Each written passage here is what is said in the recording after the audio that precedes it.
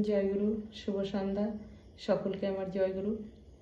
আমার সকল বন্ধুগণ এবং আমার যারা গুরুজন রয়েছেন সকলকে আমার প্রণাম। ছোটদের আমার অনেক অনেক ভালোবাসা। তো আজ কয়েকদিন আপনাদের আমার বাণী পাঠ আমি শোনাতে পারিনি, শরীরের অসুস্থতার কারণে কয়েকদিন কিন্তু বন্ধ হয়েছে। তো আমি দুঃখিত। তো এখন মোটামুটি সুস্থই আছি। আর সকলে আশীর্বাদ করবেন যেন প্রতিনিয়ত আপনাদের যেমনই পারি যেন আপনাদের বাণী পাঠ শোনাতে পারি।